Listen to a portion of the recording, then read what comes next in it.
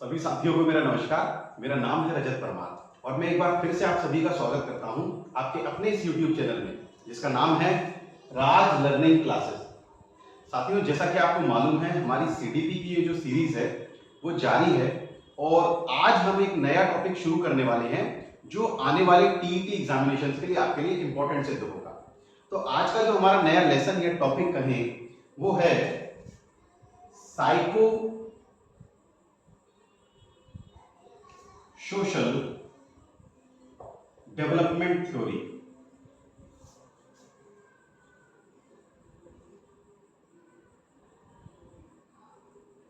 Psycho social development theory साथियों, जिसे हम हिंदी में कह सकते हैं मनोसामाजिक विकास का सिद्धांत। इसे हिंदी में कहेंगे मनोसामाजिक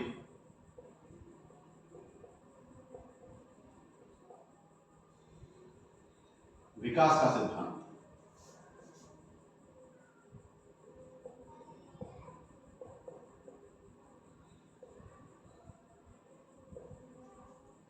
मनो का अर्थ यहां साथियों मनोवैज्ञानिक से है और सामाजिक यानी सोशल से, कि भाई मनोवैज्ञानिक तौर पर क्या तौर तरीके होते हैं जो सामाजिक जीवन में आपको देखने को मिलते हैं। तो आज साइको सोशल डेवलपमेंट थ्योरी की हम लोग बात करने वाले हैं और सबसे पहले हम बात करेंगे कि भाई ये जो थ्योरी है, ये डेवलपमेंट थ्योरी जो है वो किसने दी थी, यानी इसके प्रवर्तक कौन थे। तो इनके प्रवर्तक की अगर बात करें तो ये साथियों दी गई थी एरिक एरिक्सन द्वारा। एरिक एरिक्सन, ठीक, एरिक एरिक्सन द्वारा ये थ्योरी दी गई थी साथियों। अगर एरिक एरिक्सन के बारे में बात करें थोड़ा सा, तो एरिक एरिक्सन एक साइकोलॉजिस्ट थे। क्या थे साथियों? साइकोलॉजिस्ट, जिसे हम हिंदी में मनोवैज्ञानिक कहेंगे।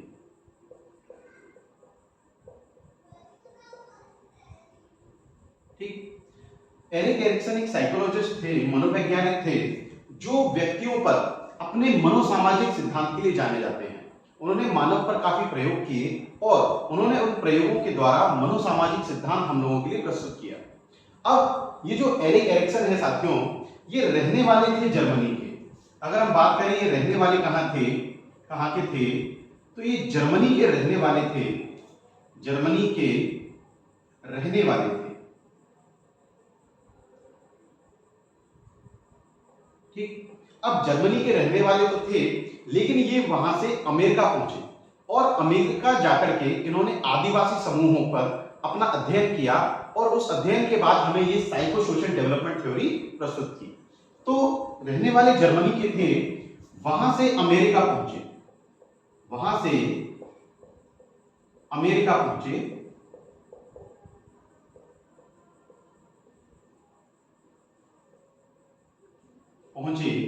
एवं वहां जाकर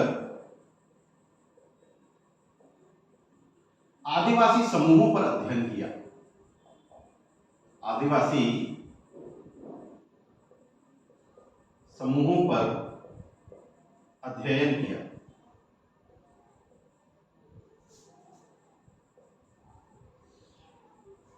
आदिवासियों का जो ग्रुप है, कई सारे ग्रुप्स होते हैं आदिवासी के जो जंगलों में रहते हैं, तो अमेरिका पहुंच करके यहाँ उन्होंने इन ग्रुप्स पर अपना अध्ययन किया, अपनी स्टडी की और उसके बाद हमें ये साइको सोशल डेवलपमेंट थ्योरी देखने को मिली।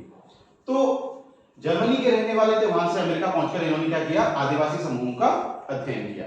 अब अध्ययन करने के बाद ही इन्होंने साइको सोशल डेवलपमेंट थ्योरी हमें प्रस्तुत की थी। और ये जो थ्योरी है साथियों, अगर हम बात करें, ये एरिक एरिक्सन द्वारा दी गई और ये जो एरिक एरिक्सन है, ये आइडेंटिटी क्राइसिस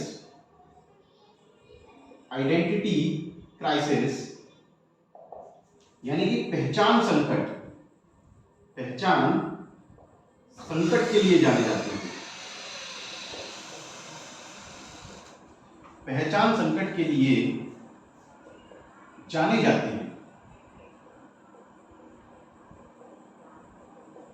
ठीक।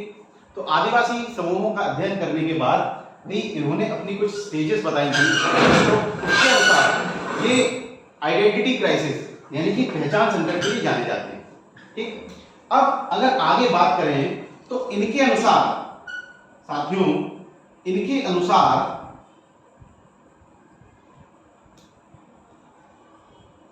जीवन के प्रत्येक चरण में संकट शामिल है। इनके अनुसार क्या है साथियों? जीवन के प्रत्येक चरण में संकट शामिल है। अच्छा, 1 मिनट का मुझे ब्रेक दीजिएगा।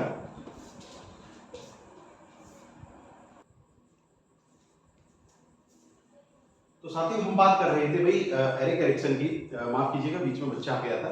तो इनके अनुसार साथियों जीवन के प्रत्येक चरण में संकट शामिल होता है। तो इनके अनुसार जीवन के प्रत्येक चरण में संकट शामिल है।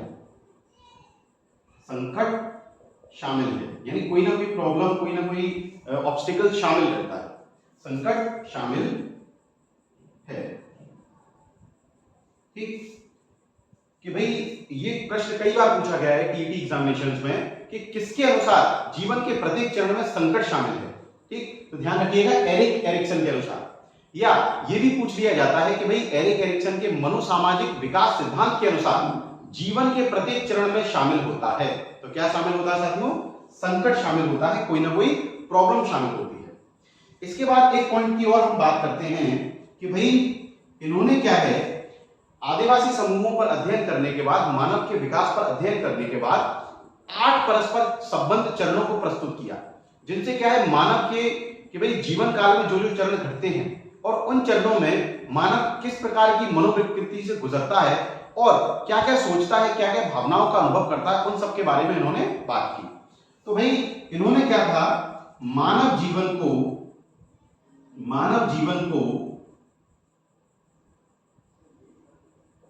8 परस्पर संबद्ध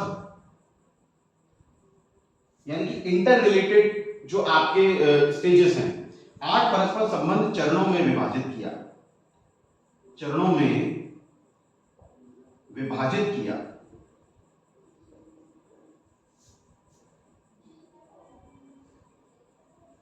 ठीक, तो भाई हमने बात की है आज साइकोसोशल डेवलपमेंट थ्योरी की, यानी कि मनोसामाजिक विकास का सिद्धांत। सबसे पहले हमने बात की साथियों कि मनोसामाजिक विकास का सिद्धांत किसने दिया, कौन थे इसके प्रवर्तक? तो एरिक एरिक्सन, जो कि एक साइकोलॉजिस्ट थे, मनोवैज्ञानिक थे, इनके द्वारा इस सिद्धांत को प्रस्तुत किया गया।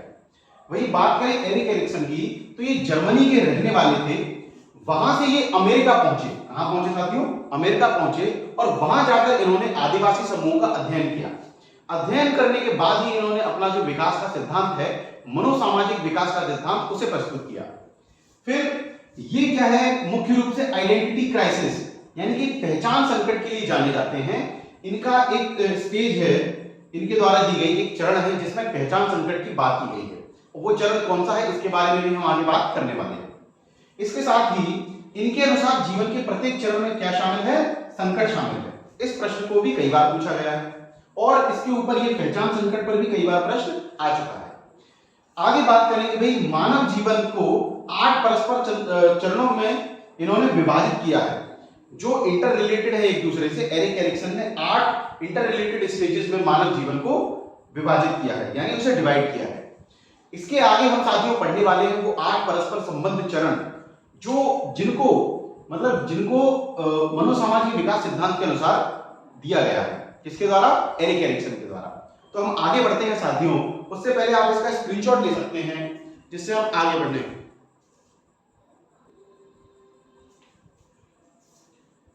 तो साथियों आगे बढ़ते हैं और अब हम बात करने वाले हैं एरिक एरिक्सन द्वारा 8 चरण कौन से दिए गए हैं, उनकी एक एक चरण की बात करने वाले हैं।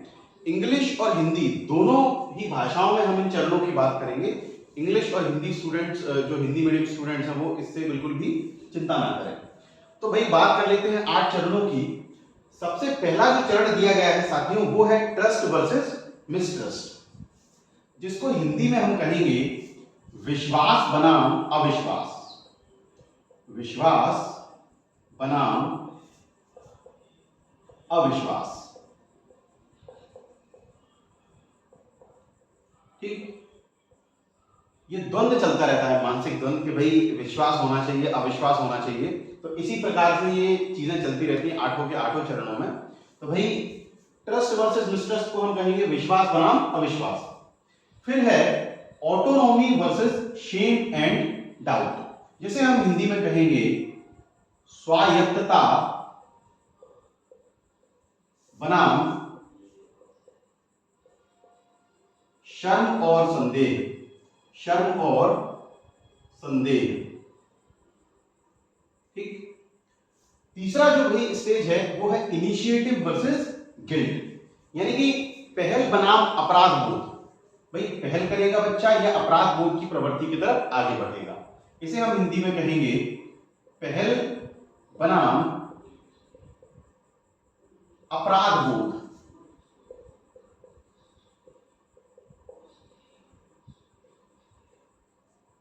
फिर है भाई साथियों चौथा चरण इंडस्ट्री वर्सेस इंफीरियरिटी। ठीक। इंडस्ट्री वर्सेस इंफीरियरिटी में क्या होगा कि भाई या तो वो उस काम को कर पाएगा या नहीं कर पाएगा, ऐसी भावना उसको, एक मजबूत भावना उसको। वर्सेस इंफीरियरिटी को हम हिंदी में कहेंगे परिश्रम बनाम हीनता, परिश्रम बनाम हीनता। ठीक। पांचवा जो चरण है आइडेंटिटी वर्सेस कंफ्यूजन, यानी कि पहचान बनाम भ्रम, पहचान बनाम भ्रम। या तो पहचान की मतलब अनुभव होगा या भ्रम होगा कि भाई मेरी कोई पहचान है भी या नहीं। फिर अगला है इंटीमेसी वर्सेस आइसोलेशन, यानी अंतरंगता बनाम अलगाव, अंतरंगता बनाम अलगाव।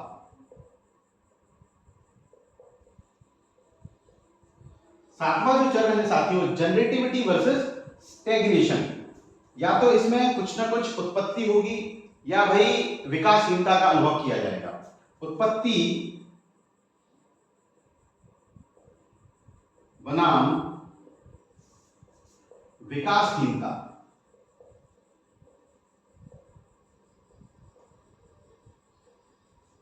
ठीक। और अंतिम जो चरण है आठवां चरण जो है इंटेग्रिटी वर्सेस डिस्पेयर, जिसे हम हिंदी में कहेंगे पूर्ण अहम बनाम निराशा।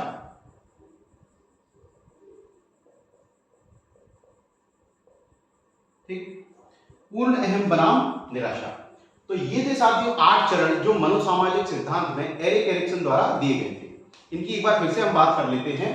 सबसे पहला चरण है ट्रस्ट वर्सेस मिसट्रस्ट, जिसे हम हिंदी में कहेंगे विश्वास बनाम अविश्वास।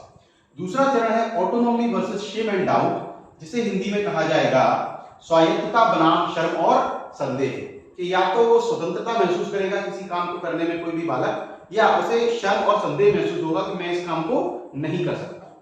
तीसरा जो चरण है साथियों वो है इनिशिएटिव वर्सेस गिल्ट, यानी पहल बनाम अपराध बोध। चौथा चरण है इंडस्ट्री वर्सेस इंफीरियरिटी, यानी कि परिश्रम बनाम हीनता। पांचवा चरण है आइडेंटिटी वर्सेस कंफ्यूजन, पहचान बनाम भ्रम।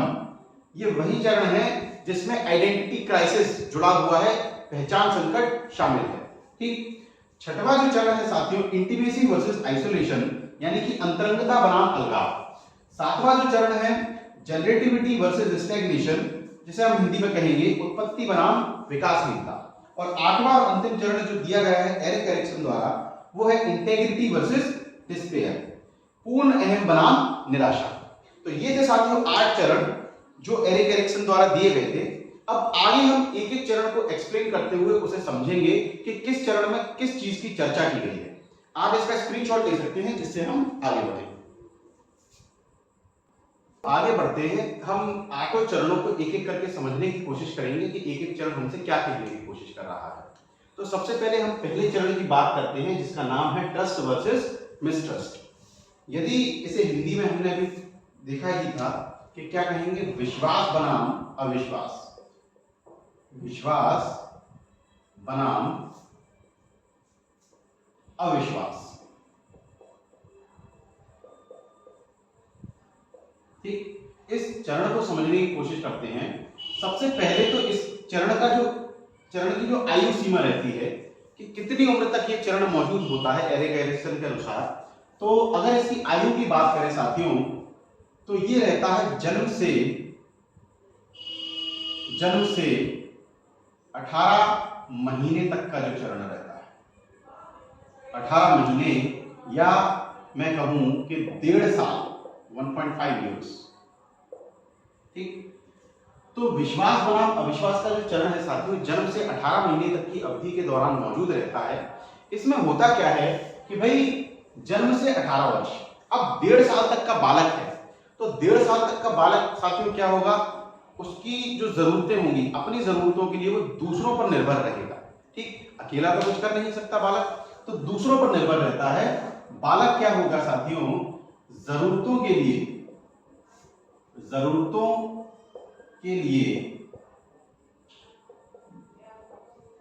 दूसरों पर निर्भर रहेगा, दूसरों पर निर्भर होता है। ठीक, अब बात करें उसकी जरूरतों की। ठीक, उसकी जरूरतों की बात करें, अगर उसकी जरूरतें पूरी होती हैं, ठीक ध्यान से समझिएगा, अगर उसकी जरूरतें पूरी होती हैं तो उसमें विश्वास की भावना पैदा होती है, विश्वास की भावना उत्पन्न होती है।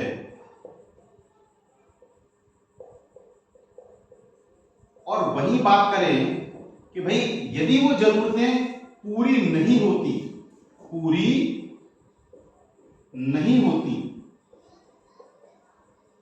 तो क्या होगा साथियों, उसमें अविश्वास की भावना या जो भावना है वो उत्पन्न होगी, अविश्वास उत्पन्न होगा, अविश्वास की भावना या कहीं अविश्वास उत्पन्न होगा।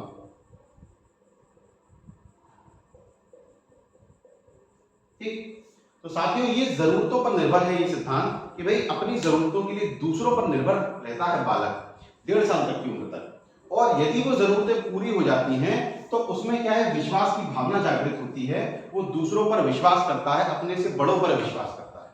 और यदि उसकी जरूरतें पूरी नहीं होती हैं या वो उसका विश्वास डगमगाने लगता है, कि मान लीजिए एक उदाहरण मैं आपको देता हूं कि टेबल पर मैंने अपने बच्चे को खड़ा कर दिया, अब बच्चा क्या मुझ पर विश्वास करता है, उसने छलांग लगाई, उसे लग रहा है कि भाई पापा मौजूद है, मुझे पकड़ लेंगे।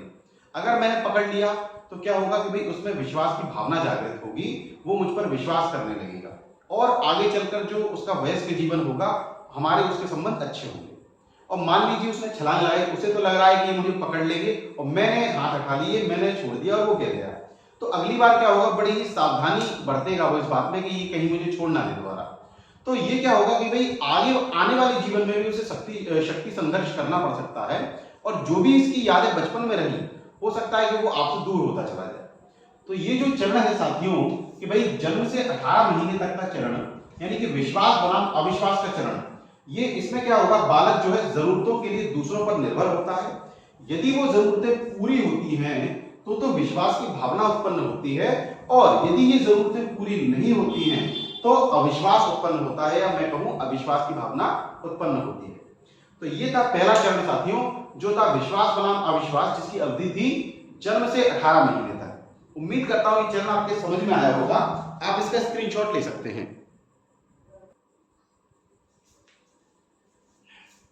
तो साथियों अब हम आगे बढ़ते हैं अगले चरण की तरफ, जो है autonomy versus shame and doubt, जिसे हम हिंदी में कहते हैं स्वायत्तता बनाम शर्म और संदेह, शर्म और संदेह। ठीक, कि भाई स्वायत्तता यानी कि स्वतंत्रता बच्चे को हासिल हो सकती है, या ऐसी भी मतलब स्थिति आ सकती है कि बच्चा क्या है, शर्म महसूस करे अपने आप पर, और उसे संदेह होने लगता है कि भाई मैं तो इस काम को नहीं कर सकता। अब कैसे, चलिए आगे समझते हैं। सबसे पहले अगर बात करें इसके समय की, तो इसका जो टाइम पीरियड है साथियों वो है 18 महीने से 3 वर्ष तक। ठीक, 18 महीने से 3 वर्ष तक का जो समय है वो autonomy versus shame and doubt की स्टेज का समय है। इससे पहले का जो समय था वो 18 महीने तक था। तो इसमें क्या होगा साथियों, सबसे पहले तो सबसे इंपॉर्टेंट पॉइंट अगर हम कहें, स्टार लगा सकते हैं आप इस पॉइंट पे, ये सीधे सीधे पूछ लिया जाता है कि इस स्टेज को 18 महीने से 3 वर्ष तक की स्टेज को टॉयलेट ट्रेनिंग स्टेज भी कहा जाता है। टॉयलेट ट्रेनिंग स्टेज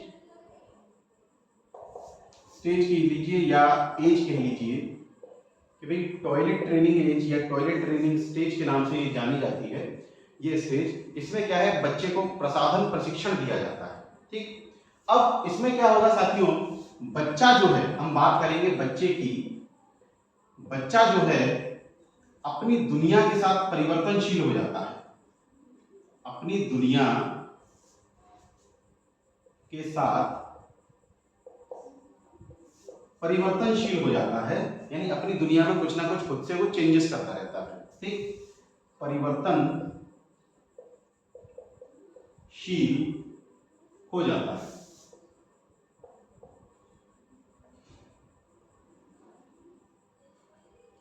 ठीक, अब हम आगे बढ़ेंगे और समझेंगे भाई इसी बच्चे को क्या करना है। भाई मान लीजिए कि बच्चे को किसी भी चीज में आपकी जरूरत पड़ती है, तो अगर आप सहायता के बजाय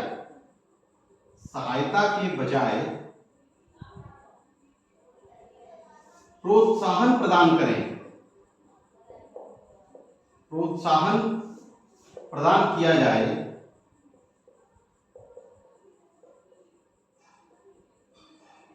तो क्या होगा साथियों, तो उसमें स्वतंत्रता की भावना विकसित होगी, स्वतंत्रता की भावना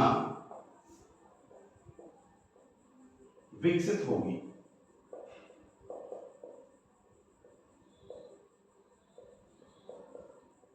ठीक, यदि उसे प्रोत्साहन नहीं दिया जाए, दूसरी तरफ अगर हम बात करें, प्रोत्साहन ना दिया जाए तो क्या होगा साथियों, बच्चा अपने आप में शर्म महसूस करेगा और उसे संदेह होगा कि मैं तो इस काम को कर ही नहीं सकता। शर्म और संदेह महसूस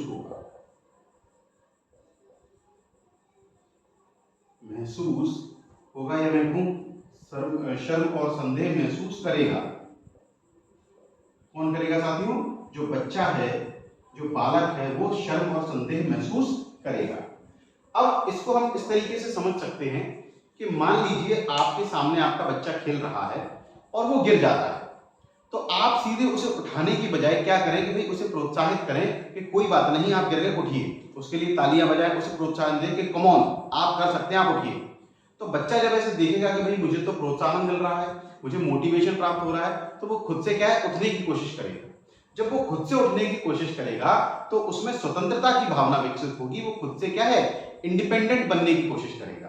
ठीक, और वहीं दूसरी तरफ क्या होगा कि भाई मान लो अगर वो गिर जाए, आपने उसे प्रोत्साहन तो दिया नहीं, गिर जाता है, क्या करता रहता है, चल उठ जा, और तुरंत उठा के खड़ा कर दिया, तो उसे ये लगेगा कि भाई उसे शर्म महसूस होगी, यार मैं तो गिर गया, मैं तो उठने के भी काबिल नहीं था और इन लोगों ने मुझे उठा दिया जबरदस्ती, और उसे शर्म आएगी कुल मिलाकर ये है। ठीक, इस उम्र में बच्चे को क्या है, टॉयलेट ट्रेनिंग दी जाती है कि किस प्रकार से भाई आपको सूसू के लिए जाना है, किस प्रकार से पॉटी करना है, ये सब ट्रेनिंग दी जाती है। ध्यान रखिएगा, गंभीर प्रसाधन प्रशिक्षण नहीं दिया जाना चाहिए कि भाई आप बहुत ज्यादा सीरियस नहीं हो सकते उनकी टॉयलेट की ट्रेनिंग देते समय। कि मान लो कुछ माँ बाप क्या होते हैं कि उन्हें टॉयलेट लगी है, कुछ झल्ला जाते हैं, ठीक, या पॉटी लगी है तो झल्ला जाता है, तू फिर से हो गया, ठीक, फिर से तुझे पॉटी आ गई, फिर से तुझे सुसु आ गई, चल जल्दी। तो इससे क्या होगा कि भाई उन्हें शक्ति संघर्ष का सामना करना पड़ सकता है। सीधी सी बात है, वयस्कों के साथ क्या होगा कि वयस्क ज्यादा ताकतवर हैं और वो क्या है, चुपचाप रहेंगे। आगे से मान लो फिर से उन्हें टॉयलेट लगेगी या कुछ होगा तो वो आपको बताएंगे ही नहीं। तो बड़े ही प्यार से उन्हें टॉयलेट ट्रेनिंग देनी है, ठीक, गंभीर तरीके से नहीं देनी है। इस स्टेज को हम टॉयलेट ट्रेनिंग स्टेज के नाम से जानते हैं। और साथ ही साथ बच्चा क्या है, अपनी दुनिया के साथ परिवर्तनशील हो जाता है, और बच्चा जब परिवर्तनशील हो जाता है तो उसकी सहायता के बजाय उसे प्रोत्साहन दिया जाए। अगर प्रोत्साहन दिया जाता है सही दिशा में तो वो क्या हो, स्वतंत्रता की भावना उसमें विकसित होगी, वो बच्चा इंडिपेंडेंट बनेगा।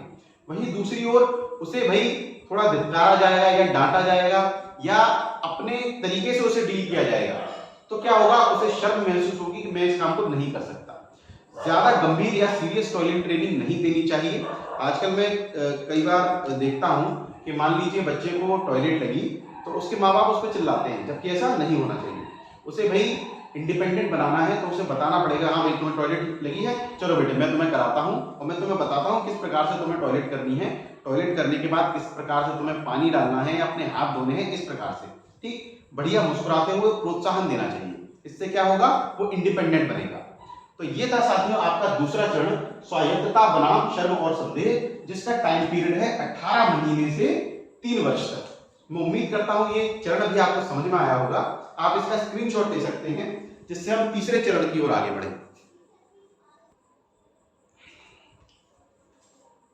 तो साथियों आगे बढ़ते हैं हम तीसरे चरण की ओर, जो कि है इनिशिएटिव वर्सेस गिल्ट। इसे हम हिंदी में कहेंगे पहल बनाम अपराध बोध।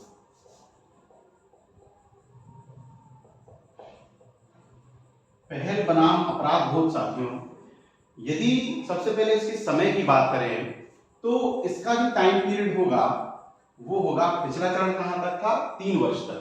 तो ये होगा 3 वर्ष से 6 वर्ष तक। ठीक, 3 वर्ष से 6 वर्ष तक का इसका आयु सीमा इसकी रहेगी।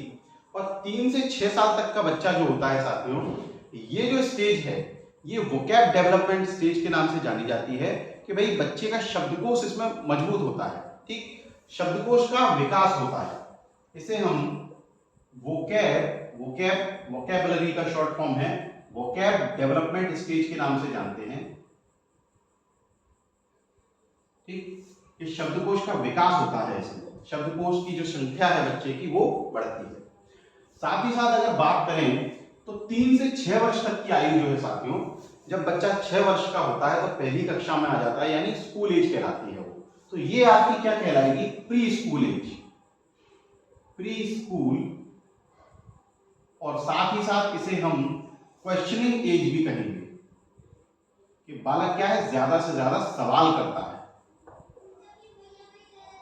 ठीक, तो शब्दकोश का विकास होगा इस आयु में, आयु सीमा में। और ये प्री स्कूल यानी कि पूर्व विद्यालय की आयु कही जाएगी। साथ ही साथ ये कही जाएगी क्वेश्चनिंग एज, यानी प्रश्न करने की आयु।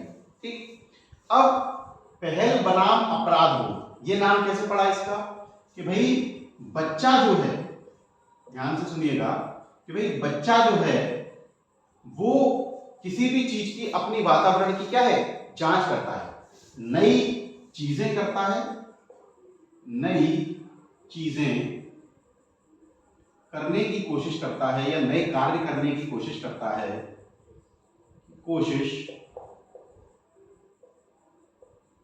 एवं अपने वातावरण की जांच करता है, अपने वातावरण की जांच करता है। ठीक, अब जब ये जांच करता है, अपने वातावरण को खोजने की कोशिश करता है, तो क्या होगा, यदि उसके जो माँ बाप हैं या उसके जो भी गार्जियंस हैं वो उसे स्वतंत्रता देते हैं, यदि माता पिता जो हैं स्वतंत्रता प्रदान करें, ठीक, या इस जांच की भावना को मजबूत करें, जांच की भावना को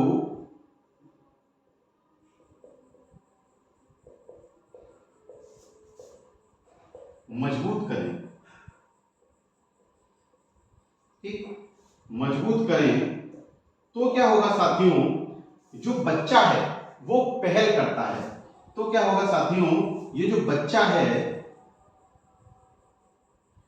पहल करेगा, क्या करेगा, पहल करेगा, आपसे खुद चीजों को पूछेगा और चीजों को सीखने की कोशिश करेगा। ठीक, वहीं दूसरी तरफ अगर बात करें, ये जो माता पिता है, यदि माता पिता बच्चे पर रोक लगाएं या प्रतिबंधात्मक हों, रोक लगाएं, प्रतिबंधात्मक हों, ठीक, तो क्या होगा साथियों, बच्चा जो है अपराध बोध की भावना विकसित करता है। तो क्या होगा साथियों, बच्चा जो है अपराध बोध की भावना, बोध की तरफ, या हम कहें बोध की तरफ बढ़ेगा। ठीक, तो ये जो स्टेज है साथियों कि भाई पहल बनाम अपराध बोध, सबसे पहले तो ये वोकैब डेवलपमेंट स्टेज है कि इसमें शब्दकोश का विकास होता है बालक के। दूसरी तरफ ये प्री स्कूल यानी कि पूर्व विद्यालय जाने की आयु है। 6 वर्ष की आयु में माना जाता है, फर्स्ट क्लास में बच्चा आता है और वो विद्यालय जाना शुरू करता है, तो ये पूर्व विद्यालय की आयु है। साथ ही साथ ये क्वेश्चनिंग स्टेज है या क्वेश्चनिंग एज है, प्रश्न करने की आयु है।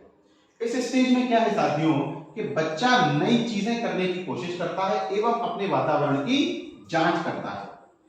यदि उसके माता पिता स्वतंत्रता या जांच की भावना को मजबूत करते हैं तो बच्चा क्या है, पहल करता है। बच्चा पहले से पूछेगा और चीजें करने की कोशिश करेगा, चीजें सीखने की कोशिश करेगा। वहीं दूसरी तरफ माता पिता अगर प्रतिबंधात्मक हों, ठीक, या उस पर रोक लगाने की कोशिश करें तो बच्चा क्या होगा, अपराध बोध की भावना विकसित करेगा या अपराध की तरफ आगे बढ़ेगा। ठीक, उसमें अपराध की प्रवृत्ति विकसित हो सकती है।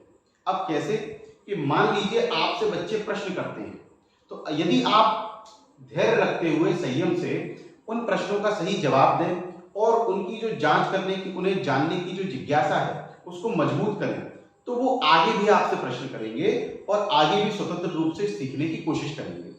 वहीं दूसरी तरफ यदि बच्चा प्रश्न करता है और आप उस पर चिल्ला देते हैं कि चलिए जाइए यहाँ से, मेरा समय मत खराब कीजिए, ठीक, तो क्या होगा कि भाई बच्चा क्या है, अगली बार आपसे प्रश्न नहीं करेगा या उसे लगेगा कि भाई मेरी तो कोई सुनने वाला ही नहीं है, मैं किससे पूछूं। तो धीरे धीरे क्या होगा कि भाई ऐसी चीजें करेगा जो अपराधी उसे बनाएंगे या अपराध प्रवृत्ति की भावना उसमें विकसित होगी। एक और उदाहरण लेते हैं। मान लीजिए कि बच्चा अपने आप से कोई कार्य कर रहा है। अब आपको मालूम है तो छोटा बच्चा वो कार्य नहीं कर पाएगा, लेकिन यदि आप उसकी भावना को मजबूत करें, उसे स्वतंत्रता प्रदान करें, अरे वाह तुमने ये काम किया, कैसे किया, ऐसा किया वैसा किया, अच्छा तुमने किया तो लेकिन थोड़ी सी तुमने गलती कर दी, बड़े ही प्रेम से उसे समझाएं, आप ऐसे करके देखें, तो वो क्या होगा भाई, स्वतंत्रता की भावना विकसित होगी। फिर बच्चा पहल करेगा कि अच्छा ऐसे करते हैं, इस प्रकार से करूं तो क्या होगा, इस प्रकार से करूं तो क्या होगा। वहीं दूसरी तरफ यदि वो काम कर रहा है, कोई भी काम कर रहा है, आप चिल्ला देते हैं अरे ये क्या कर दिया, तो क्या होगा भाई, बच्चे को लगेगा कि यार ये तो मेरे पे चिल्ला रहे हैं, इसका मतलब मैंने कोई ना कोई गलती कर दी, मुझसे कोई ना कोई बहुत बड़ा अपराध हो गया है और अपराध प्रवृत्ति की तरफ वो आगे बढ़ेगा। तो ये थी साथियों तीसरे जो चरण है, पहल बनाम अपराध बोध। यदि आप चाहते हैं कि बच्चा आपसे पहल करे तो उसको संयम से उसे स्वतंत्रता प्रदान करने की कोशिश करें, जो भी सवाल पूछे उसके जवाब देने की कोशिश करें, ये ना करें कि भाई उसे चिल्लाकर या डांटकर भगा दें। ठीक, इसमें क्या है भाई, vocab development stage, pre school age और क्वेश्चनिंग एज के नाम से ये जाना जाता है। साथ ही साथ इसमें क्या है, बच्चा नई चीजें करने की कोशिश एवं वातावरण की जांच करता है। यदि माता पिता उसे स्वतंत्रता प्रदान करते हैं और जांच की भावना को मजबूत करते हैं तो बच्चा आपसे पहल करेगा, और ऐसा नहीं करते हैं तो बच्चा अपराध प्रवृत्ति की तरफ आगे बढ़ेगा। तो ये था तीसरा चरण साथियों। उम्मीद है ये आपको समझ में आया होगा, आप इसका स्क्रीनशॉट ले सकते हैं।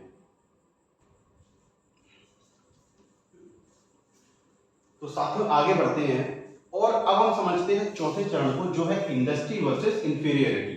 ठीक, जिसे हम कहेंगे हिंदी में परिश्रम बनाम हीनता। परिश्रम बनाम हीनता,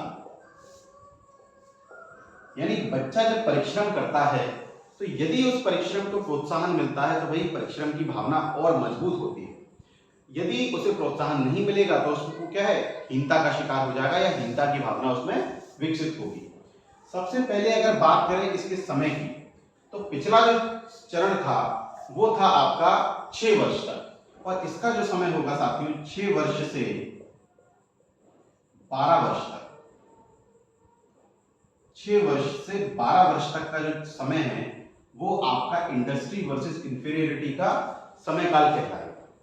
अब सबसे पहले इसकी कुछ मुख्य बिंदुओं की बात कर लेते हैं कि भाई 6 से 12 वर्ष तक की जो आयु है, सबसे पहले तो ये स्कूल एज है, भाई विद्यालय जाने की आयु। ठीक, दूसरी तरफ ये गैंग एज भी है, इसमें क्या है, बच्चा अपने समूह बनाने लगता है, ठीक, समलिंगी समूह बनाने लगता है। बालक जो है बालक के साथ खेलना पसंद करते हैं और बालिकाएं बालिकाओं के साथ खेलना पसंद करती हैं, ठीक। दूसरी तरफ अगर बात करें तो इसे हम यही बता देता हूं, लेटर चाइल्डहुड के नाम से भी जानते हैं,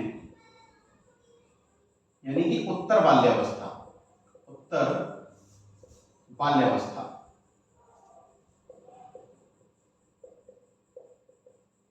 ठीक।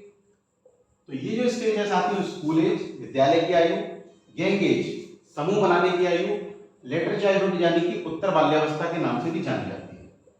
साथ ही साथ बात करें भाई 6 से 12 वर्ष तक के बालक या बालिका, इस स्टेज को हम good boy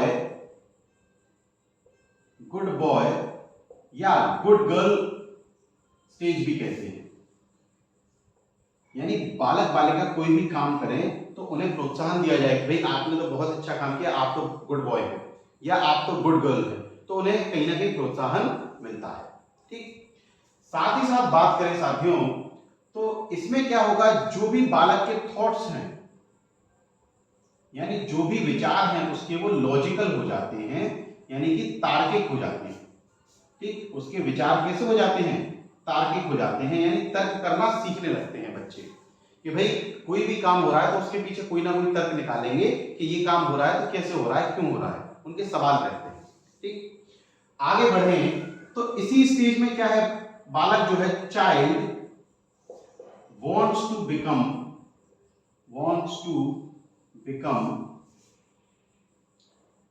centre of society, यानी बालक जो हैं या बच्चे जो हैं वो समाज का केंद्र बिंदु बनना चाहते हैं। वो चाहते हैं कि समाज उन पर नजर रखे, समाज उनके काम को प्रोत्साहित करे, ठीक, समाज की नजर में वो अपना स्थान पा सके। इसके अलावा साथियों बच्चे जो हैं वो क्लासिफिकेशन करने लगते हैं, ठीक, यानी वर्गीकरण करना सीख जाते हैं, ठीक। क्लासिफिकेशन और वर्गीकरण की एज भी इसे कहा जाएगा। क्लासिफिकेशन करने लगते हैं, वर्गीकरण करने लगते हैं। और इस स्टेज पर साथियों ध्यान रखिएगा, आप इंडक्टिव मेथड का यूज कर सकते हैं। At this stage inductive method, inductive यानी कि आगमन विधि का उपयोग कर सकते हैं। आगमन विधि यानी कि inductive method can be used.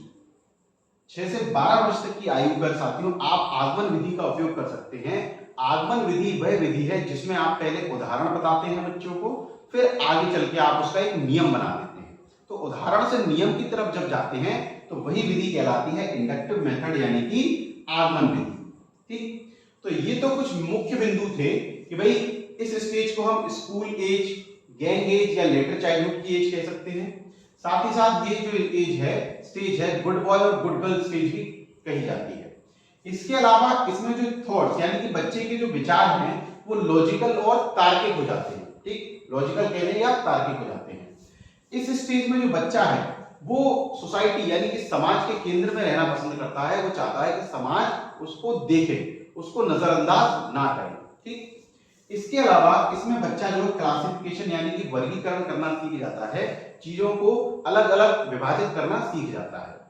इसके अलावा इस स्टेज पर आप इंडक्टिव मेथड यानी कि आगमन विधि का भी इस्तेमाल कर सकते हैं, ठीक। तो ये तो थे कुछ मुख्य बिंदु।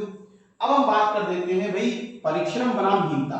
इस स्टेज का नाम कैसे पड़ा, परिश्रम बनाम हीनता। तो ध्यान रखिएगा साथियों, जब बालक स्कूल जाता है, ठीक, जब बच्चा स्कूल जाता है तो उसके लिए एक नई सामाजिक चीजों का वो अनुभव करता है, ठीक, उसके लिए एक नया समाज सामने निकल करके आता है।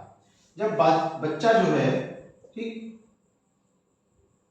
नई सामाजिक भूमिका का निर्वहन करता है और जब बच्चा कोई भी कार्य करता है, जब बच्चा कोई भी कार्य करेगा और कार्य करने में जब वो सक्षम होगा, ठीक, कार्य करने में क्या होता है, वो सक्षम होता है, तो उसे मिलेगा प्रोत्साहन,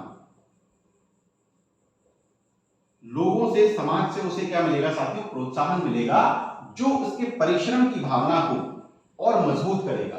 ठीक, प्रोत्साहन मिलने पर उसकी परिश्रम की भावना मजबूत होगी, परिश्रम की भावना मजबूत होगी।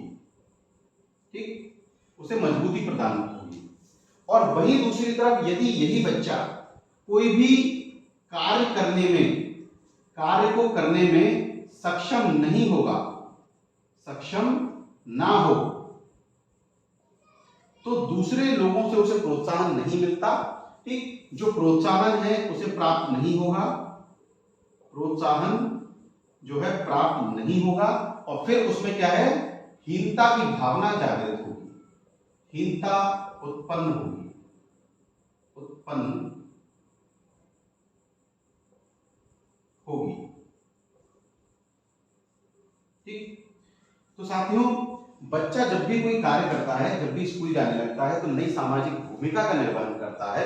जब भी कोई कार्य करेगा और कार्य करने में वो सक्षम होता है, तो उसे प्रोत्साहन मिलता है दूसरे लोगों के द्वारा, समाज के द्वारा।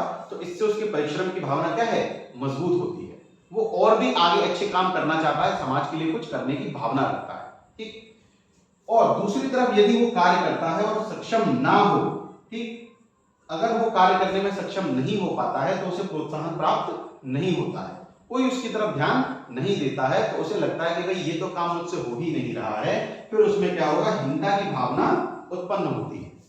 अब ये जो चीज है वो सभी जगह लागू होती है, घर पर भी लागू होती है, आदिवासी समूह है उनमें भी लागू होती है, या कोई दूसरी संस्कृति के लोग हैं वहां पर भी लागू होती है। मान लीजिए आपके घर में कोई बच्चा है, किसी कार्य को करता है, तो आप उसे जरूर प्रोत्साहन दें कि भाई आपने बहुत अच्छा कार्य किया, आप ऐसे ही करते रहिए, तो वो आगे भी उस काम को जारी रखेगा। मान लीजिए अगर बच्चा विफल भी होता है, तो आप ऐसा ना करें कि भाई उसे प्रोत्साहन बिल्कुल ना दें। प्रोत्साहन यानी कि मोटिवेशन हमेशा मिलता रहना चाहिए। यदि उसने कोई कार्य करने की कोशिश की और वो विफल हो जाता है, तब भी आप उसे मोटिवेशन दे सकते हैं, प्रोत्साहन दे सकते हैं कि कोई बात नहीं, इस बार नहीं हुआ, आप अगली बार जरूर कर लेंगे, आपने कोशिश की, बहुत अच्छी बात है, यही आपके लिए काफी है। तो इस तरीके की भावना हमें जागृत करने की कोशिश करनी चाहिए बच्चों में। तो भाई चौथा जो चरण था, परिश्रम बनाम हीनता, यानी कि इंडस्ट्री वर्सेस इंफीरियरिटी, जिसके बारे में हमने चर्चा की, जिसका चरण था 6 वर्ष से 12 वर्ष तक। उम्मीद करता हूं ये चरण आपको समझ में आया होगा साथियों। आप इसका भी स्क्रीनशॉट ले सकते हैं।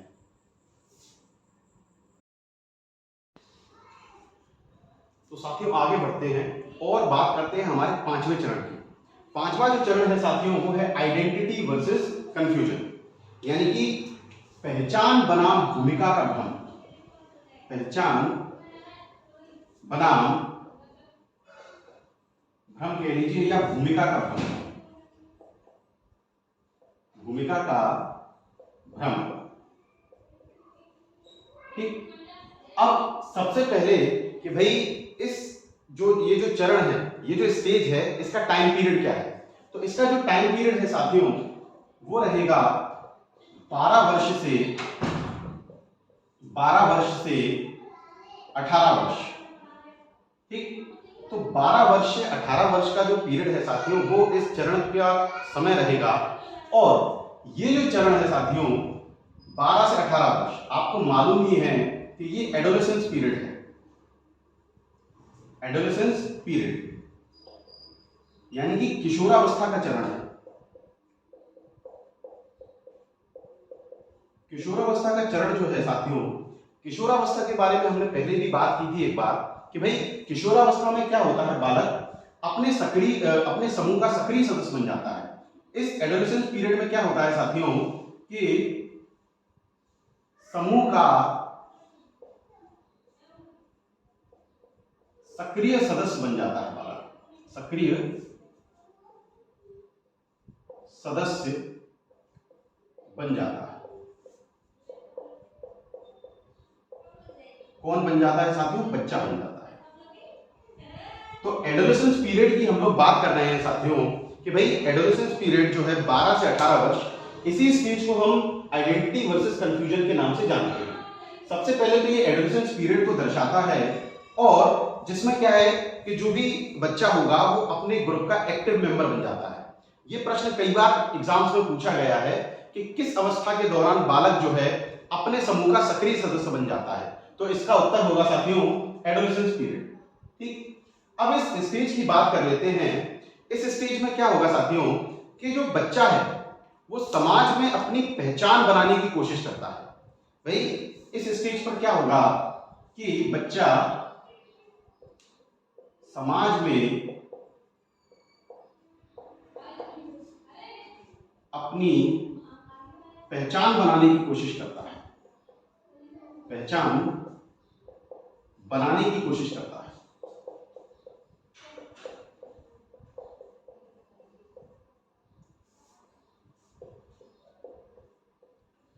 तो इस स्टेज पर बच्चा समाज में अपनी पहचान बनाने की कोशिश करता है, ये जानने की कोशिश करता है कि समाज में रहकर उसे क्या करना है। और जब वो काम कर रहा होता है, अपनी पहचान बना रहा होता है, जब बच्चा जो है, बच्चा अपने पिछले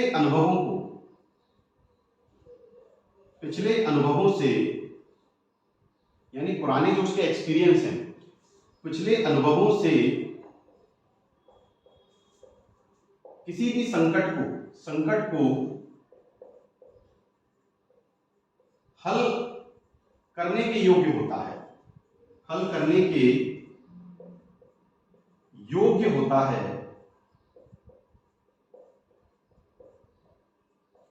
तो क्या होगा साथियों, तो उसमें क्या है, एक सशक्त अहंकारी पहचान विकसित होगी। तो उसके अंदर एक सशक्त, एक मजबूत, सशक्त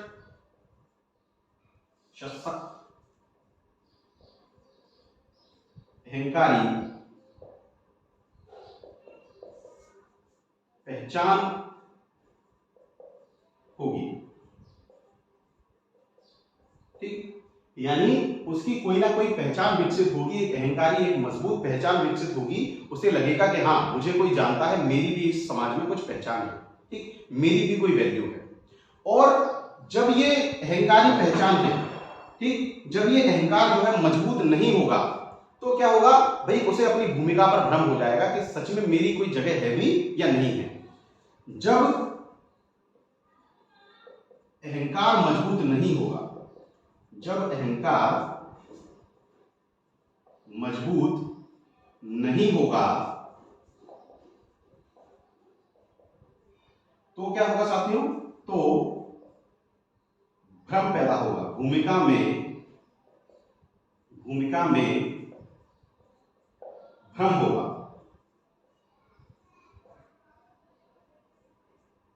ठीक, तो यदि बच्चा अपने पिछले अनुभवों से या पिछले उसके जो भी अनुभव रहे हैं समाज में रह करके, यदि कोई भी संकट है उसे हल करने पर, मतलब उसको हल कर पाता है, तो उसमें क्या होगा, एक सशक्त या मजबूत अहंकारी पहचान विकसित होगी। यानी उसकी एक पहचान विकसित होगी, उसे लगेगा कि हाँ, मेरी कोई पहचान है, मेरा इस समाज में कुछ स्थान है। ठीक, और यदि वो जो अहंकार है, वो जो पहचान है, वो मजबूत नहीं होती, तो उसकी भूमिका में भ्रम होने लगता है कि सच में मेरा कोई स्थान है भी या नहीं। इसी सोच में पड़ जाता है कि भाई मेरा कोई स्थान है या नहीं है, मुझे लोग जानते हैं या नहीं जानते। सबसे एक मजबूत और इंपॉर्टेंट पॉइंट इसके बारे में क्या है साथियों, कि आइडेंटिटी क्राइसिस जो टर्म है, आइडेंटिटी क्राइसिस इसी स्टेज से जुड़ा हुआ है। आइडेंटिटी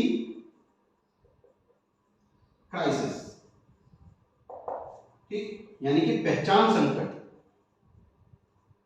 पहचान संकट जो है इसी स्टेज से जुड़ा हुआ है। Identity crisis is related to this stage. Identity crisis के लिए जाने जाते हैं आपके एरिक एरिक्सन मनोसामाजिक सिद्धांत के अनुसार। और ये जो आइडेंटिटी क्राइसिस यानी कि पहचान संकट जो टर्म है, वो जुड़ी हुई है आपकी पांचवी स्टेज, यानी कि आइडेंटिटी वर्सेस कंफ्यूजन की स्टेज से, पहचान बनाम भूमिका के भ्रम की स्टेज से। तो ये थी साथियों पांचवी स्टेज, जो थी आइडेंटिटी वर्सेस कंफ्यूजन, पहचान बनाम भूमिका का भ्रम। इसकी जो आयु सीमा है वो है 12 वर्ष से 18 वर्ष तक की आयु सीमा, जो कि एडोलेसेंस पीरियड होता है, किशोरावस्था का समय होता है। किशोरावस्था के दौरान साथियों जो बच्चा होता है अपने समूह का सक्रिय सदस्य बन जाता है, एक्टिव मेंबर बन जाता है। साथ ही साथ हमने बात की कि भाई इस स्टेज पर बच्चा समाज से जुड़ने की कोशिश करता है, समाज में अपनी भूमिका बनाने की कोशिश करता है, समाज में अपनी एक पहचान विकसित करने की कोशिश करता है। जब ये पहचान बना रहा होता है और पिछले अनुभवों से कोई इसके जीवन में संकट आता है और संकट को हल करने के योग्य जब ये होता है, तो इसके अंदर एक सशक्त या मजबूत अहंकारी भावना विकसित होती है। उसे लगता है कि हाँ, मेरी कोई पहचान है। और जब ये अहंकार मजबूत नहीं होता साथियों, तो उसे अपनी भूमिका पर भ्रम हो जाता है कि सच में मेरी कोई पहचान है भी या नहीं, मैं इस समाज के लायक हूं भी या नहीं। और सबसे मजबूत या इंपॉर्टेंट हमने पॉइंट की बात की कि आइडेंटिटी क्राइसिस जो टर्म है, पहचान संकट जो टर्म है, इसी स्टेज से जुड़ा हुआ है। तो ये थी साथियों 5वीं स्टेज। उम्मीद करता हूं ये आपको समझ में आई होगी। आप इसका स्क्रीनशॉट ले सकते हैं।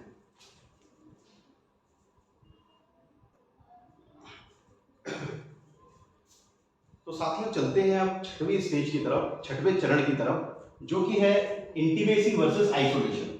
इसे हम हिंदी में कहेंगे साथियों अंतरंगता बनाम अलगाव। बनाम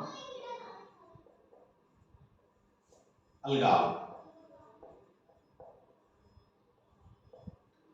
इस स्टेज की अगर बात करें, सबसे पहले इसकी समय सीमा की बात करें, तो भाई इसका जो समय रहता है वो रहता है 18 वर्ष से 35 वर्ष तक। 18 से 35 वर्ष तक की आयु का इसका समय निर्धारित रहता है, आयु सीमा रहती है। और अंतरंगता बनाम अलगाव, इसको अगर देखा जाए साथियों, तो अंतरंगता का अर्थ होता है मिलजुल कर रहना, मिलजुल कर रहना, ठीक। और दूसरी तरफ अलगाव की बात करें, तो अलगाव का मतलब होता है साथियों अकेलापन, ठीक। कि भाई अंतरंगता है तो वो मिलजुल कर रहेगा, और अलगाव है यानी वो अकेलापन महसूस करेगा। अब 18 से 35 वर्ष की आयु, जिस आयु सीमा से हम लोग गुजर रहे हैं ज्यादातर लोग, कि भाई 18 से 35 के बीच में ही है हम लोगों की आयु, जो एस्पिरेंट्स हैं, तैयारी कर रहे हैं, या जो अभी टीचर है मेरी उम्र के। तो 18 से 35 वर्ष की आयु में साथियों सबसे पहले अगर बात करें अंतरंगता की, यानी मिलजुल कर रहने की, तो सबसे जरूरी क्या है इसके लिए कि भाई अंतरंगता के लिए, अंतरंगता के लिए सबसे जरूरी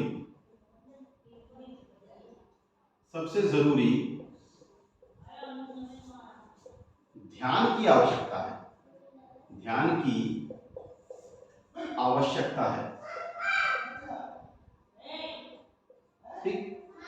यानी ध्यान लगाने की आवश्यकता होती है कि किन लोगों के साथ आपको मिलजुल कर रहना है, किन लोगों के साथ आपको मिलजुल कर नहीं रहना है, ठीक।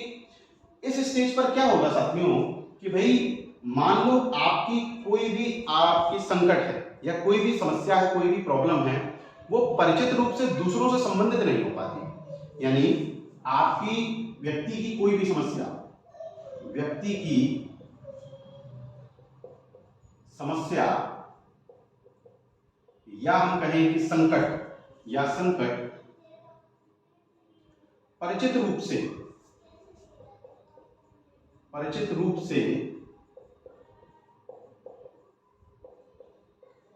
दूसरों से संबंधित नहीं हो पाती,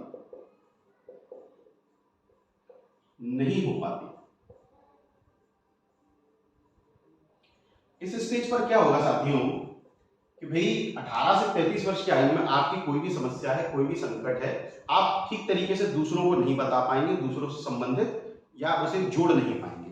तो इस स्थिति में होगा क्या कि भाई व्यक्ति जो है या तो अलगाव महसूस करेगा या दुनिया में अकेलापन महसूस कर सकता है, जिससे होगा क्या कि व्यक्ति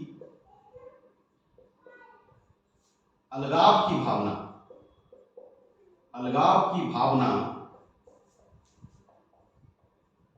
या अकेलापन महसूस करेगा,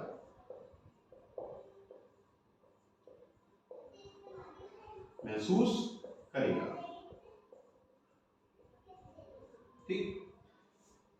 अब अपनी समस्या हम लोग किसी को बता नहीं पा रहे हैं, तो सीधी सी बात है, हमें क्या है, अकेलापन महसूस होगा या अलगाव की भावना हमारे अंदर उत्पन्न होगी। व्यक्ति चाहता क्या है इस स्टेज पर व्यक्ति दूसरों के साथ क्या है, संबंध विकसित करना चाहता है, लोगों से ज्यादा जुड़ना चाहता है। व्यक्ति क्या है साथियों, इसमें व्यक्ति समाज से संबंध बनाना चाहता है,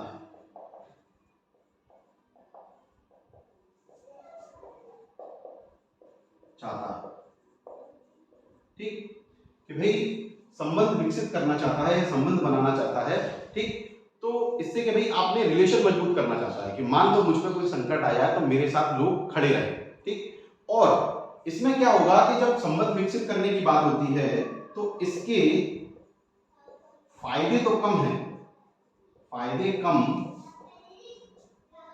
और नुकसान ज्यादा है, नुकसान ज्यादा है।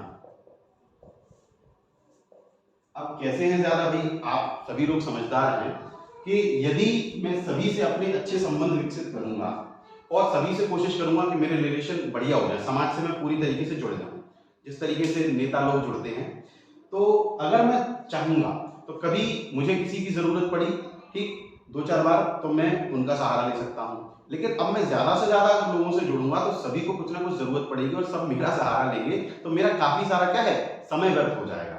जो तैयारी करने वाले एस्पिरेंट्स हैं उनको क्या है, थोड़ी दोस्ती यारी कम करनी चाहिए, चुनिंदा लोगों से ही दोस्ती करनी चाहिए, जिससे वो अपनी पढ़ाई लिखाई पर भी ध्यान दे सकें, ठीक। अब फायदे कम है, नुकसान ज्यादा है। मान लो आपका पढ़ाई करने का समय है 18 से 35 वर्ष की आयु जो रहती है, या 18 से 25 मान लीजिए, 30 मान लीजिए, इसी में आप तैयारी करते हैं, किसी भी कॉम्पिटिटिव एग्जाम की तैयारी कर रहे हैं या अपने लिए कुछ नींव तैयार कर रहे हैं। अब आपके सगे संबंधी इतने ज्यादा हैं कि आपको ही वो याद करते रहते हैं और आपका ध्यान उसी पर चला जाता है, पढ़ाई पर नहीं जाता। तो इससे आपका क्या है, नुकसान ही नुकसान है, फायदे कम है। तो साथियों हमने बात की इंटीमेसी वर्सेस आइसोलेशन की स्टेज की, जिसे हम हिंदी में कहते हैं अंतरंगता बनाम अलगाव, जिसकी जो आयु सीमा है साथियों 18 वर्ष से 35 वर्ष। ये जो आयु सीमा है साथियों वयस्कावस्था कहलाती है, कि भाई 18 वर्ष के बाद क्या है, व्यक्ति वयस्क हो जाता है। अंतरंगता का अर्थ होता है मिलजुल कर रहना और अलगाव का अर्थ है अकेलापन। इसमें क्या होगा भाई, अंतरंगता में, अंतरंगता के लिए सबसे ज्यादा जरूरी क्या है, ध्यान की आवश्यकता है। आपको ध्यान लगाना होता है कि किन लोगों से आपको क्या है, संबंध विकसित करने हैं और किन लोगों से नहीं करने हैं, ठीक। दूसरी तरफ यदि जब ऐसा करने के दौरान व्यक्ति को कोई भी समस्या संकट है तो वो दूसरों से परिचित रूप से संबंधित नहीं कर पाएगा, उसे जोड़ नहीं पाएगा, उसे बता नहीं पाएगा। जब ऐसा होगा, अपनी समस्या हम किसी को नहीं बता पाते, तो क्या होगा, व्यक्ति अलगाव की भावना या अकेलापन महसूस करेगा। अब अकेलापन महसूस करेगा, ठीक। इसमें क्या होगा साथियों, इस स्टेज पर व्यक्ति संबंध तो बनाना चाहता है, लेकिन इसके फायदे कम और नुकसान ज्यादा है, जैसे हमने चर्चा की। इस स्टेज पर हर कोई चाहता है कि भाई मेरे ज्यादा से ज्यादा दोस्त हो। दूसरे लोगों को जब देखते हैं कि भाई जो कुछ मिलनसार लोग हैं वो सभी लोगों से हंसकर मिलजुल कर रहते हैं, तो उनको देखकर दूसरे लोगों को लगता है जो अकेले रहते हैं कि भाई शायद मेरे भी इतने दोस्त होते, मैं भी इनसे चर्चा कर पाता, ऐसा कर पाता, वैसा कर पाता। तो संबंध विकसित करने पर जोर रहता है, ठीक। तो ये थी साथियों 6वां चरण, जो कि था इंटीमेसी वर्सेस आइसोलेशन। आप इसको नोट कर सकते हैं या स्क्रीनशॉट ले सकते हैं।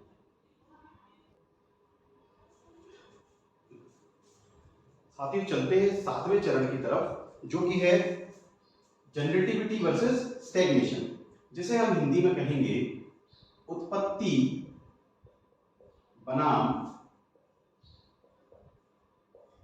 विकासहीनता,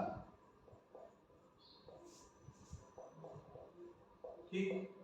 कि आप अपने जीवन से कुछ ना कुछ उत्पत्ति कर पा रहे हैं, दूसरों को कुछ ना कुछ अनुभव बांट पा रहे हैं, और दूसरी तरफ विकासहीनता, कि भाई आपने कुछ विकास किया ही नहीं, आप अपने अनुभव बांटने में सक्षम हैं ही नहीं।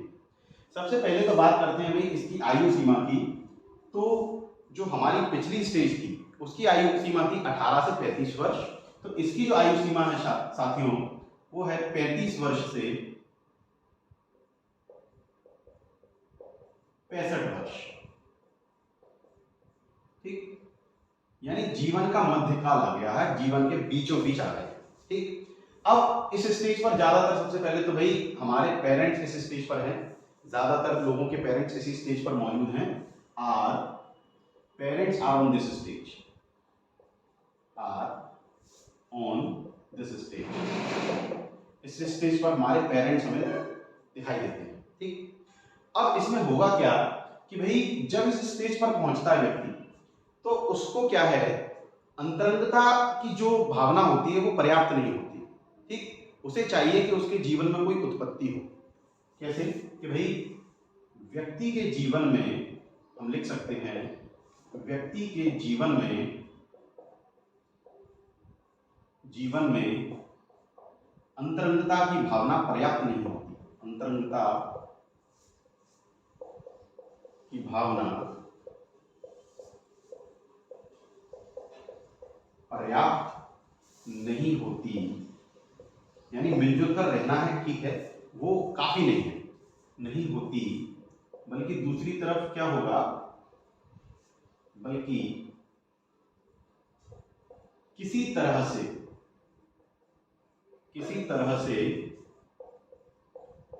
उत्पत्ति की आवश्यकता होती है। उत्पत्ति यानी कि जनरेटिविटी की आवश्यकता होती है।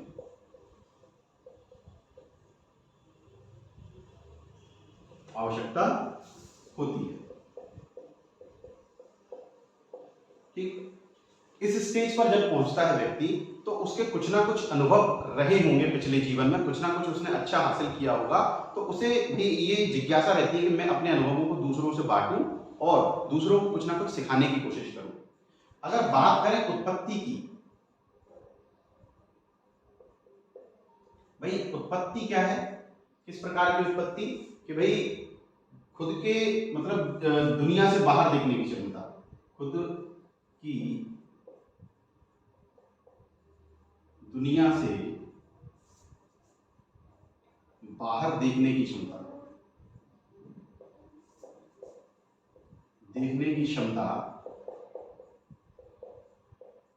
साथ ही साथ क्या होगा, अनुभवों का बांटना, अपने अनुभवों को बांटने की कोशिश करता है व्यक्ति, अनुभवों को बांटना। यदि व्यक्ति ऐसा कर पाता है तो उसे क्या होगा साथियों, उसे खुशी होगी। ठीक, व्यक्ति को क्या है, खुशी की भावना उत्पन्न होगी।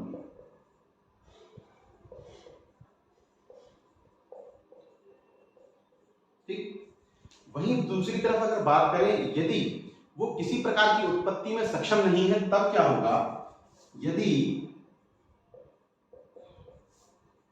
व्यक्ति जो है, व्यक्ति उत्पत्ति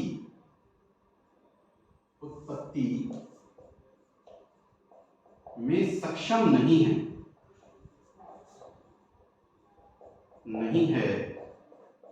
तो साथियों, तो क्या होगा, उसमें आत्म केंद्रिता, कि भाई खुद के ही केंद्र में रखकर सोचने की बात, आत्म केंद्रिता। ठीक, इसके अलावा व्यक्ति आत्मलीन हो जाएगा, खुद में ही डूबा रहेगा। और साथ ही साथ बात करें कि भाई उसमें होगा क्या, कि विकासहीनता की भावना उत्पन्न होगी। उसे ऐसा लगेगा कि मैंने कुछ विकास किया ही नहीं है, की भावना उत्पन्न होगी।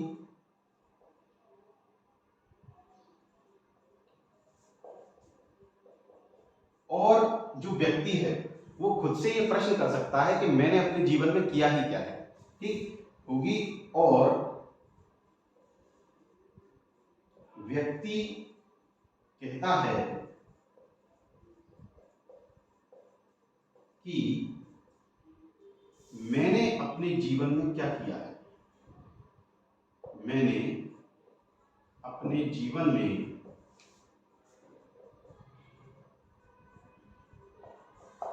क्या किया है।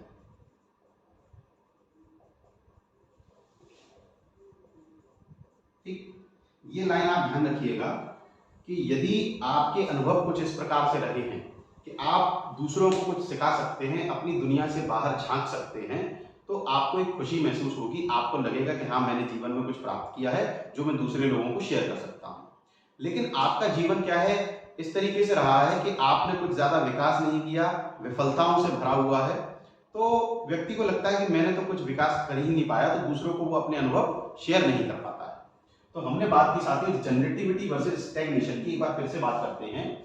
इसको हिंदी में कहेंगे उत्पत्ति बनाम विकासहीनता, कि व्यक्ति कुछ ना कुछ जनरेट कर पा रहा है या विकासहीनता का शिकार हो रहा है। इसकी जो आयु सीमा होगी साथियों वो है 35 वर्ष से 65 वर्ष तक, ठीक। और इस स्टेज पर हमारे पेरेंट्स हमें देखने को मिलते हैं, our parents are on this stage. हमने बात की कि व्यक्ति के जीवन में अंतरंगता की भावना पर्याप्त नहीं होती, बल्कि किसी तरह से उत्पत्ति की आवश्यकता होती है। कुछ ना कुछ जनरेट करना चाहता है, कुछ ना कुछ अनुभवों को बांटना चाहता है। अब उत्पत्ति कैसी, कि भाई खुद की दुनिया से बाहर देखने की क्षमता जो उसमें योगदान देगी, और अपने अनुभवों को बांटने की क्षमता, कि भाई अपने अनुभवों को तभी तो बांट पाएगा कि कुछ ना कुछ उसने प्राप्त किया हो, कुछ ना कुछ जनरेट करने की क्षमता। और ऐसा करने पर उसे खुशी उत्पन्न होगी, उसे खुशी की भावना उसके अंदर आएगी। और यदि होता क्या है, यदि व्यक्ति उत्पत्ति में सक्षम नहीं है, उत्पत्ति में सक्षम नहीं है, किसी भी प्रकार की जनरेटिविटी नहीं है उसके अंदर, तो क्या होगा, व्यक्ति आत्म केंद्रिता का शिकार हो सकता है, आत्मलीन हो सकता है, और विकासहीनता की भावना उसके अंदर उत्पन्न होगी। साथ ही साथ व्यक्ति अपने आप से कहता रहता है कि मैंने अपने जीवन में किया ही क्या है, मैं क्या कर सकता हूं, इस तरीके से मेरा विकास नहीं हो पाया, मैं विकासहीनता का शिकार हूं। तो ये था साथियों 7वां चरण, जो कि था जनरेटिविटी वर्सेस स्टैग्नेशन, उत्पत्ति बनाम विकासहीनता। मैं उम्मीद करता हूं ये आपको समझ में आया होगा। आप इसका स्क्रीनशॉट ले सकते हैं या इसे नोट भी कर सकते हैं।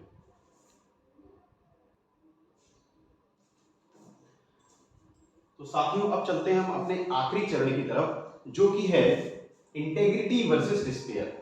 यदि बात करें इसे हिंदी में, तो हिंदी में इसे कहेंगे पूर्ण अहम बनाम निराशा।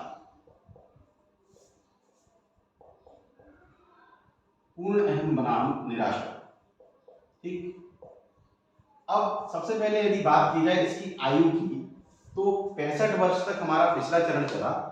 इसकी जो आयु सीमा रहेगी साथियों 65 वर्ष से मृत्यु तक, कि भाई 65 वर्ष के बाद तब तक जब तक व्यक्ति की मृत्यु नहीं हो जाती, ठीक। अब इस चरण की क्या विशेषता है साथियों, सबसे बड़ी विशेषता है कि व्यक्ति जो है, व्यक्ति अपने जीवन का मूल्यांकन करता है, अपने जीवन का मूल्यांकन करता है, ठीक। वो ये देखता है, सोचता रहता है व्यक्ति कि भाई मैंने अपने जीवन में क्या किया है, उसे एनालाइज करता है या उसे इवेल्युएट करता है कि कितना सही रहा, कितना गलत रहा। अब इस मूल्यांकन के दौरान क्या होगा साथियों, यदि व्यक्ति ने कोई उपलब्धि हासिल की है, ठीक, या कुछ ना कुछ समाज के लिए किया है, कोई उपलब्धि हासिल की है, तो उसमें क्या है, उसको खुशी मिलेगी, ठीक, खुशी व सुकून महसूस होगा, जिससे उसमें क्या है, पूर्ण अहम या इंटेग्रिटी की भावना विकसित होगी, जो उसे पूर्ण अहम की भावना को आत्मसात करना बतलाएगी, ठीक। तो पूर्ण अहम की भावना उसे विकसित होगी, खुशी महसूस होगी, सुकून होगी, यदि व्यक्ति ने जीवन में कोई उपलब्धि हासिल की है, समाज के लिए कुछ किया है। और यदि जो व्यक्ति है, यदि व्यक्ति का जीवन, ठीक, यदि व्यक्ति का जो जीवन है वो असफलता और निराशाओं से भरा है, ठीक, असफलता और निराशा से भरा है, तो व्यक्ति के जीवन में साथियों खेद, निराशा और लाचारी की भावना विकसित होगी, ठीक।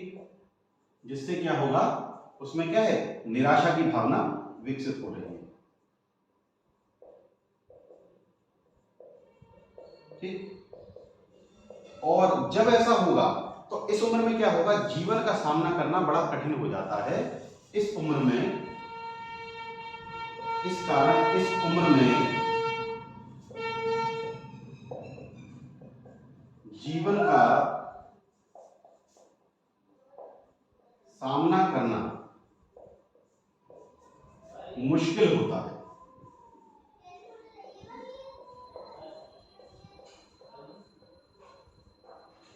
ठीक, तो ये थी साथियों आपकी अंतिम चरण, इंटेग्रिटी वर्सेस डिस्पेयर, पूर्ण एवं बनाम निराशा। ये 65 वर्ष से मृत्यु पर्यंत ये चरण आपका चलता है।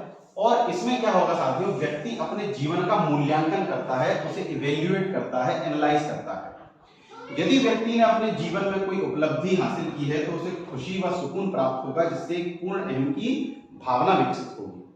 और यदि व्यक्ति का जीवन असफलता और निराशा या निराशाओं से भरा है तो उसे खेद, निराशा और लाचारी का अनुभव होगा, और उसमें क्या है, निराशा की भावना विकसित होगी। ठीक, इसी के साथ यदि ऐसा होता है तो इस उम्र में जीवन का सामना करना थोड़ा मुश्किल हो जाता है। इसीलिए कहा जाता है कि भाई जीवन में अच्छे कार्य करें, कुछ ना कुछ हासिल करने की कोशिश करें और समाज के लिए जरूर कुछ करें। इससे क्या है, आने वाले समय में आपका जो जीवन है वो निराशाओं से भरा नहीं होगा, आपको सुकून महसूस होगा। ठीक, तो आप इसका स्क्रीनशॉट ले सकते हैं साथियों। तो ये था साथियों हमारा जो टॉपिक था, पूरा का पूरा चैप्टर, एरिक एरिक्सन का मनोसामाजिक विकास का सिद्धांत। इसमें सबसे पहले हमने बात की थी एरिक एरिक्सन की, जो एक साइकोलॉजिस्ट थे, जर्मनी के रहने वाले थे। वहां से वो अमेरिका पहुंचे और आदिवासी समूहों के अध्ययन करके उन्होंने 8 चरण बताए मानव जीवन से संबंधित, कि भाई मानव जो है इन 8 चरणों से गुजरता है। 8 चरणों की हमने व्याख्या सहित बात की। और अगर एरिक एरिक्सन को पहचाना जाता है तो आइडेंटिटी क्राइसिस के लिए उन्हें जाना जाता है। और इनके अनुसार क्या है, जीवन के प्रत्येक चरण में संकट शामिल होता है। ठीक, तो ये पूरा चैप्टर हमने कवर कराने की कोशिश की। उम्मीद करता हूं कि ये चैप्टर आपको समझ में आया होगा, और मैं ऐसी आशा करता हूं कि भाई आपने इसके नोट्स बनाए होंगे, स्क्रीनशॉट लिए होंगे, जिससे बाद में आप आसानी से इसका रिवीजन कर सकें।